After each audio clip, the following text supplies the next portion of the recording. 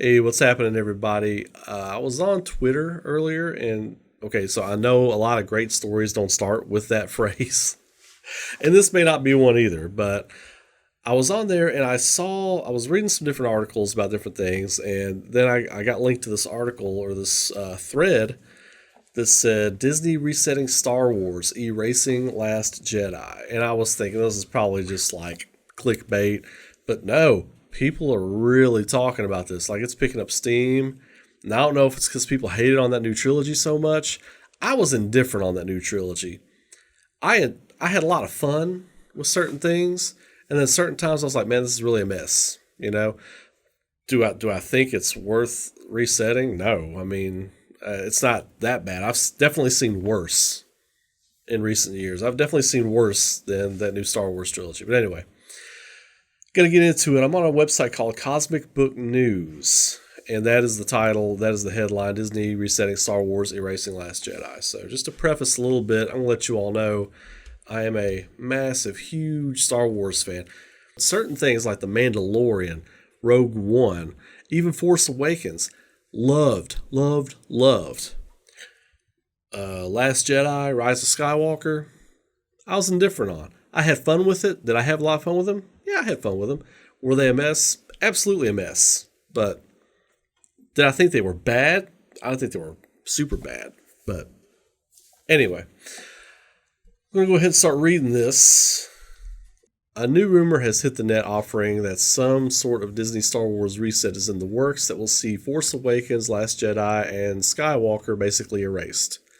The rumor comes from the future ruler of Earth, the Doomcock Overlord. Really? Really? The Doomcock Overlord? Okay. Well, he might be legit. We'll find out. The Doomcock Overlord DVD YouTube channel. Okay. Who recently offered that a Star Wars Civil War is happening at Lucasfilm between Kathleen Kennedy and Jon Favreau. Okay, now that part, that much I can absolutely buy. I can see that. I can see that being a thing. Doomcock also previously, I'm going to accentuate that every time I say it. Doomcock also previously provided those Skywalker spoilers, and prior Marvel Studios announcing a new director and writing team on the Captain Marvel sequel, and there were all kinds of problems at Marvel with Brie Larson, Captain Marvel. Interestingly enough, Feige is now going with Elizabeth Olsen and Scarlet Witch. I didn't know that. Anyway, well, it is what it is. Disney Star Wars trilogy getting nullified. Getting back to the rumor, Doomcock says that plans were in place to save the Star Wars franchise, which involves the Abrams and Rian Johnson trilogy getting nullified. It's claimed the Disney Star Wars trilogy will be erased using a concept that was recently made canon in the Star Wars Rebels animated series. Okay, no. I think I know where this is going. I'm going to keep reading. I know where this is going, and I'm already not on it. But okay, and I'll explain why. I'll explain why after I'm done reading. Okay, if it's what I think it is. In the season 4, episode 13 installment titled "A World Between Worlds," okay, I know where it's going. The concept of the Veil of the Force was introduced, a mystical dimension of the Force that connects all time and space, explains Doomcock. I have received confirmation from 2 additional sources claiming that this is spot on, that indeed Lucasfilm realizes they have a massive problem on their hands, that the Star Wars franchise is all but dead. I don't know about that. I definitely don't know about that. And despite Kathleen Kennedy's hatred of this idea, Lucasfilm is preparing to render the sequel trilogy null and void. This sounds like just negativity of somebody who just didn't like the movies. Whatever. Okay, we'll keep reading. It's said that the events from The Force Awakens, Last Jedi, and Skywalker will be removed from canon, isolated in their own alternate timeline, and regarded as Elseworlds-like installment under the label of Star Wars Legends. Oh my God, that's where I was afraid it was going. Jeez, man. Jesus, come on. That's lazy. Everybody's like, oh, it's an alternate timeline. That's lazy. I'm sick of it. I'm sick of alternate timelines. Like I'm sick of zombie movies and post-apocalyptic movies. Sick of them. That goes for the games too. It goes for games too. I'm sick of zombie games. I'm sick of post-apocalyptic games. It's time for something new. It's time for some originality. Okay. Anyway, I'm going to continue. So what Doomcock is explaining is that a Star Wars multiverse will be created which will isolate the Disney Star Wars trilogy as being a part of a separate universe that is not a part of the George Lucas original Star Wars films. Massive Star Wars reset incoming. Doomcock continues by noting that the details can't be verified, but says there may be proof it's happening in The Rise of Skywalker. More on that below. It's further noted that the plans are not set in place, as again, Kathleen Kennedy is said to hate the idea and is said to be doing everything she can to crush it. As well, yeah, I mean that's her deal. That's her story. You know, she oversaw that. She oversaw all that. As if the plan comes to pass, everything that Kathleen Kennedy did with the sequel trilogy will be destroyed, tossed out, and declared obsolete. Obsolete. It's a little Palpatine there. Doomcock feels the plan will happen. A massive reset is going to hit the Star Wars universe, he says. Details how Disney Star Wars will get undone. Regarding how they are going to undo the Disney Star Wars sequels, it involves the Emperor. Emperor Palpatine had a room on the second Death Star called the Room of Mirrors. The mirrors were created by the Emperor prior to the Death Star, before the Death Star was completed, through the dark side using ancient Sith rituals. These mirrors linked to the Veil of the Force served many purposes. Using them, Palpatine could manipulate the Force in many ways to further his aims. For example, the use of the mirrors allowed Palpatine to cloud the Jedi Council to conceal himself and his dark apprentices from the Jedi and from Force sensitives that followed their fall. Using the mirrors allowed Palpatine to access the awesome powers of the Veil of the Force. They were indispensable tools that allowed him to rise to the pinnacle of ultimate power. Ultimate power! It is this conceit that explains how Palpatine survived Darth Vader throwing him down the shaft in the throne room of the Death Star. In desperation as he fell, Palpatine opened a portal to the Veil of the Force and entered it. This explains why Palpatine is in such a damaged state in The Rise of Skywalker, as transporting himself into the Veil without the aid of the mirrors drained him and damaged him severely. That's a stretch. I'm not saying it's not accurate, but it's definitely a stretch. Doomcock goes on to explain that the Emperor created a second set of mirrors on Exegol that allowed him to escape where he plotted the rise of the Empire. Regarding how things will be reset, it's explained that all one has to do is go into the Veil of Mirrors and wait for Palpatine to enter, as the Veil is a mystical dimension wherein all times collide. Really? That's weird. Which will cause the Disney Star Wars trilogy to consign to its own alternate timeline forever, as Palpatine enters the Veil and never gets back to Exegol. The Emperor is prevented from using the mirrors to return. He dies as he was intended to in Return of the Jedi, and Bob's your uncle, and I love that term. And Bob's your uncle, and all our problems are solved, explains Doomcock. So since the Emperor never survives, that means the events from Force Awakens, Last Jedi, Skywalker never come to pass in the George Lucas timeline. No Disney sequel trilogy. Han doesn't walk stupidly into a lightsaber. Leia doesn't fly like Mary Poppins through space. Luke has nothing to run away from and consumes no green milk.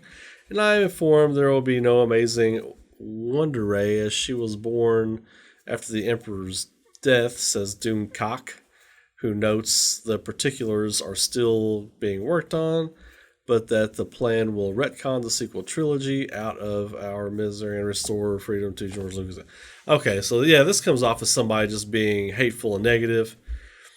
There's more. I'm going to keep reading. There's more. Proof of Star Wars reset.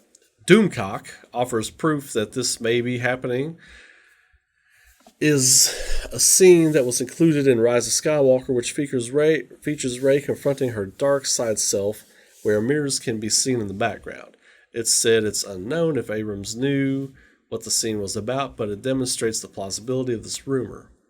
The scene features broken mirrors, where one mirror is still intact, which the dark side Rey emerges from. You know, I kind of wondered about that. I wondered what that was about. Well, my friends, this is your glimpse into the veil of the Force, explains Doomcock. Literally anything is possible here as branching alternate realities converge and diverge in that mystical dimension. What is glimpsed in those mirrors is an alternate version of Rey, and lurking within the veil are alternate versions of Palpatine, alternate versions of Luke, alternate versions of Han. Somewhere in the multiverse may even lie a version of the Disney sequels that. Okay, yeah, this is just almost like rhetoric. Okay, that's the end of the article. Okay. And I'll put a link to the article if you want to read some of the parts that I skipped there. Is it possible? Yeah. Yeah, it's possible. Is it necessary? Nah. Nah. Just continue. There was a rumor about that Knights of the Old Republic movie or trilogy they wanted to do. Let's get to that. Let's get to that. I mean, this is done. No matter if you do the lazy alternate reality stuff or whatever, this is done. This is done. It exists. I don't care if you want to say it's Elseworlds, Star Wars Legends, whatever. This exists. It's done. If you loved it, if you hated it, if you're like me and you were indifferent, hey, it's done. It's done. So move on. We've got Mandalorian. We've got the badass new Clone Wars series that I'm just kind of skimming. I just got into. You still got Star Wars Rebels, which is incredible. There's so much stuff out there. There's so much consumable media for Star Wars. We got the Obi-Wan series is going to be coming. This is unnecessary. This is just unnecessary. Like, the talent and everybody involved with these movies did an excellent job. Whether you agree with the direction and the writing, that's your prerogative. Did I feel like parts of it were fun? Absolutely. I loved Force Awakens. I did. I loved Force Awakens. I thought they missed some opportunities in Last Jedi and Rise of Skywalker. I thought they missed some opportunities with Finn and Rey. I thought Finn could have been super badass. I thought that was the direction they were going with him. I thought Rey could have been more fleshed out. You know what I mean? I know there had to be some mystery to her and her character. I feel like she should have been more fleshed out. But all the talent did a great job with what they were given, and they turned in great performances. So at the end of the day, I think the book is closed on this. We don't need all this stuff. We don't need all this rhetoric and all this negativity and all this Star Wars hate. At the end of the day, I was as big a fan at one time as anybody. You know what I mean? Like, I was upset when Qui-Gon died in episode 1. I from a baby, from the time I could look at things, I was watching Star Wars movies and the original trilogy and all that kind of stuff. So nobody has Star Wars more ingrained into their DNA than I do. But even at that, even as a storyteller and an artist who was influenced by Star Wars and everything, I can look at this and say, look, it wasn't the best, but it wasn't the worst. These are still better than a lot of the movies that are coming out right now. You know what I mean? So I think the book is closed on this. I think the story is done. Even if they do an Elseworlds, you won't get Harrison Ford back to play Han Solo. Carrie Fisher, rest in peace, she's passed away. I think Mark Hamill, if I had to guess, probably done with Luke Skywalker. I know he did not have the best experience on the second movie, judging based on what I've read online. I've never talked to the guy. I think that'd be dope, but I've never talked to the guy. I don't know for sure, but from what I've read and seen, it didn't look like he had the best of times working on the second movie. So that all being said, Disney is all about money. Disney bought Star Wars and Marvel and all this other kind of stuff because they were like, we have things that just know how to make money on their own. That's why we're buying them. We can put in the minimal amount of effort and get the maximum amount of profit. That's what Disney was worried about with Star Wars and Marvel and any other things they might buy in the future. So my take on this is like they didn't make... this movie made a ton of money. Last Jedi made a ton of money. Rise of Skywalker made a ton of money. They made uber profit on these movies. But I guess it didn't hit the money they thought it was going to get. So now they're like, what do we do?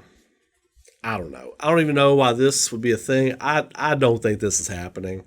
If it does, it does. But A, I don't think it's happening. B, I don't think it's necessary. It's not necessary. You know, like I said, if you hated the movies, you may feel differently. But I was indifferent. I was indifferent about the movies. So I feel like they exist. They are what they are. You love them, you hate them. Or if you're like me, it was a fun ride. It was a fun ride. And, you know, at the end of the day, Star Wars is space wizards and laser swords and space pirates and evil beings from a galaxy far, far away. So, good versus evil, that kind of story, slaying the dragon. Anyway, if you all dug that, please throw a like on the video and share it around. Tell people about the channel. If you haven't subscribed, please subscribe to the channel. I really appreciate all the subs, all of you all showing me a lot of love for the work I'm doing here and the things I'm trying to get done. Till the next video, you all keep rocking. Have a great day, and I will catch you all in the next video or the next live stream. Y'all take care. Be safe and be good to each other.